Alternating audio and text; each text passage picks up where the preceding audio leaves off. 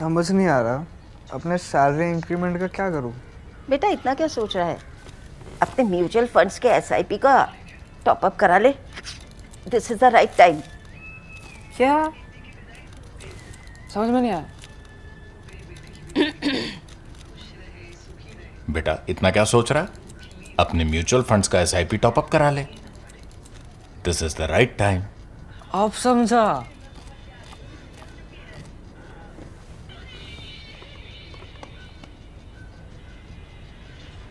Mutual fund investments are subject to market risks. Read all scheme related documents carefully. The words that ended the reign of Mir Khudadad Khan of Kalat were etched in the finest ink of English morals, the nib sharper than any sword.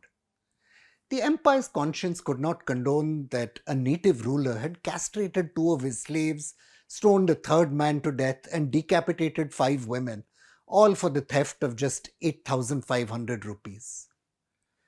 15 years earlier, in 1877, Khudadad had begged the viceroy, Robert Bulwer Lytton, to be recognized as just another Indian prince under the protection of the empire, not ruler of an independent state. Then he was taught he was just a feudatory, not a friend. About 350 train passengers, including maybe 200 military personnel, are being held today near the fly-blown stations of Pehro Kundri near the Bolan Pass. They're prisoners of the elite Majid Brigade commandos from the Baloch Liberation Army who attacked the Jafar Express on Tuesday. Dozens are feared to have been executed. There has been periodic gunfire, eyewitnesses have told media, but few details have become known. Khudadad, you see, travelled down the same train line on his way to exile in Loralai. The historian Sardar Khan Baloch would lament, Khudadad Khan fought for the whole of his life to organize a government. Mahmud Khan II prepared the coffin for the Baloch state. And Ahmad Yar, the present Khan, buried all the glory and vanity of his line. The Baloch Liberation Army's increasingly violent war seeks to undo that tragic history, a history which led the region's clans to lose their independence first to the British Empire and then to the nation-state that replaced it. Economic injustice, large-scale migration from Punjab and other areas, and access to weapons left behind by the United States and Afghanistan have all fueled the intensification of this 5th Baloch insurgency, which has simmered on since 2004. For Pakistan's military establishment, though, this may be good news. The violence gives the state reasons to ignore and brutalize genuine democratic movements for change, represented by figures like Dr. Mehrang Baloch, the leader of the Baloch Yakjehti Committee. The BYC's campaign against extrajudicial killings and enforced disappearances has provided the province's emerging middle class with a new language to assert their rights. Even though the Pakistan's cash-strapped military might not welcome another long insurgency, it might think it's preferable to mass political challenges to its authority. To understand the very special place Balochistan has in Pakistan's strategic imagination needs engagement with the tenuous nature of imperial sovereignty on Britain's furthest borders. Fears of a Russian invasion through Afghanistan and the Bolan Pass drove British policy through much of the 19th century, historian T.A. Heathcote records. The British were, however, reluctant to shoulder the substantial costs of garrisoning the resource-poor region. Thus, its officers sought to cajole and bribe tribal chieftains or sardars to cooperate with imperial ends. Encounters between the two sides suggest the Baloch were no simpletons. A watch? What's the good of a watch? A sardar demanded to know from Major General Charles Macgregor. I replied, Macgregor writes, to tell the time for prayers, for food, etc. The sardar rejoined, everyone knows the time for food and ought know the time for prayers without a watch, which, as far as I can see, is no use at all except to stick by your side. The tribesmen eventually concluded 2 rupees each is better. Faced with Britain's withdrawal from India and the end of that metaphorical 2 rupees, the Khan of Kalat, Mir Ahmad Yar Khan, set about negotiating a deal that would leave him in power. The problem, historian Dushka Syed explains, is that there were actually 3 distinct Balochistans: territories along the Afghan border directly administered by Britain, districts leased from the Khan of Kalat after the annexation in 1884, and territories still ruled by tribal chieftains directly. To the withdrawing empire, it was clear that Kalat was in this third category, but not a sovereign entity.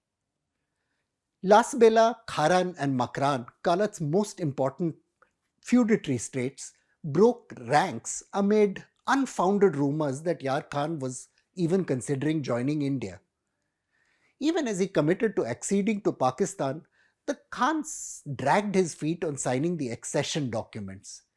Led by his brother, an armed Lashkar even threatened to go to war.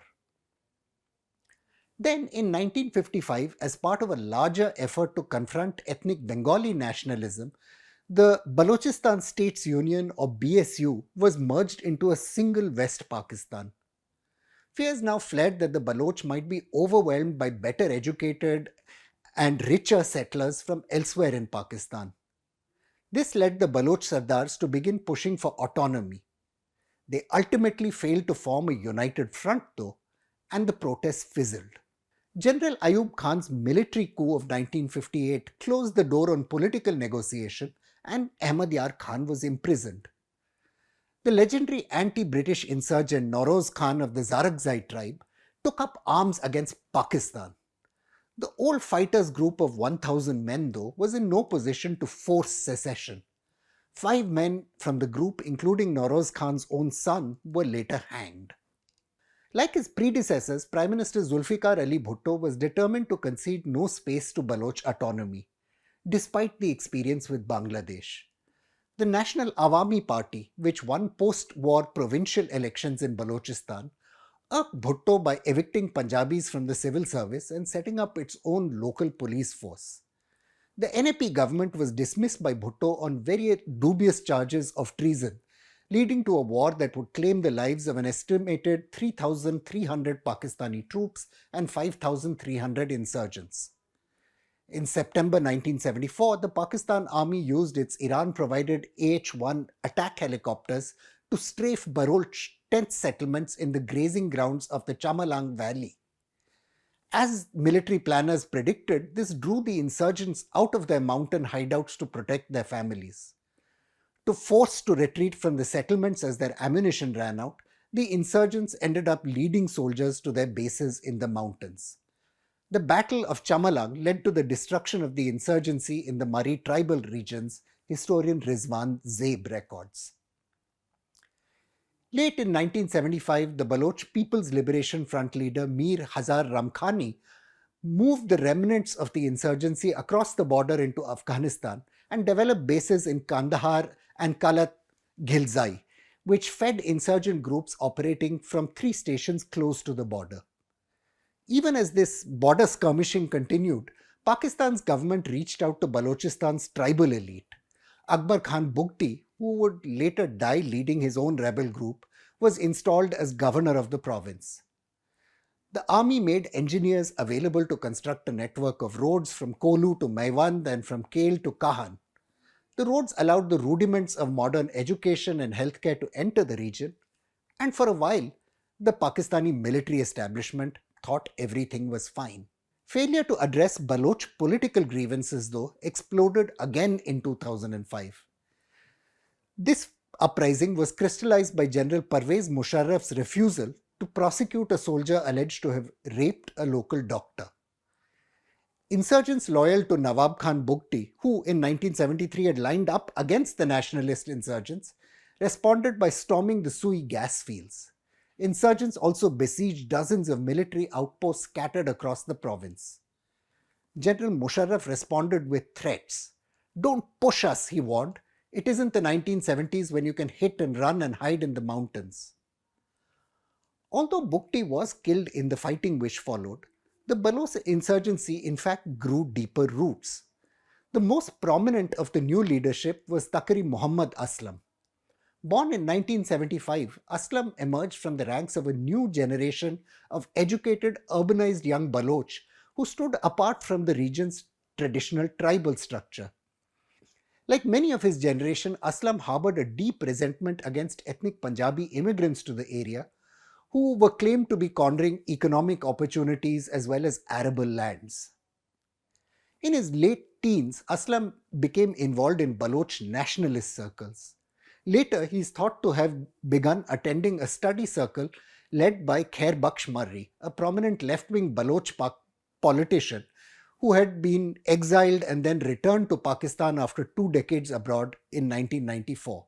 General Musharraf's political strategy was to sideline political groups emerging from this new class of Baloch. The journalist Najam Sethi has noted that this policy alienated the old non-religious tribal leadership as well as the new secular urban middle class of Balochistan, who saw no economic or political space for themselves in the new military mullah dispensation. From around 2000, Aslam is thought to have joined the BLA, running its first training base in Bolan. The BLA is thought to have drawn in several hundred volunteers, among them Aslam's son Rehan, who was killed in a 2018 strike on Chinese engineers. The organization, however, proved incapable of mounting a sustained insurgent campaign at the time. In 2006, Aslam thus led the remnants of the BLA across the border into Afghanistan. BLA leaders, Islamabad has long alleged, began receiving assistance from Afghanistan's intelligence services as retaliation against Pakistan's sponsorship of the Taliban, as well as from India's research and analysis wing. In 2016, Aslam is alleged to have been treated for combat injuries at the Max Hospital in New Delhi's Saket. Following the triumph of the Taliban in Kabul, the BLA lost its safe haven in southern Afghanistan, and many believed the insurgent group was about to be consigned to history. Events have shown us otherwise. The Pakistan army will almost certainly see the terrorist attack on the train as an opportunity to step up the military pressure. As scholar Farzana Sheikh has noted, though, there is no guarantee the Pakistan army will be able to crush the BLA this time around. To the generals, however, besieged by their own waning political legitimacy in their Punjab heartlands and the new political movements that have erupted in Balochistan and in Khyber Pakhtunkhwa, there is no space for engagement. Finding a political path to accommodate Baloch aspirations could pave the way for a different democratic Pakistan. However, that's a Pakistan in which the generals and their political clients know they will have no future. I'm Praveen Swami and I'm a contributing editor to ThePrint. Thank you for watching this episode of Security Code.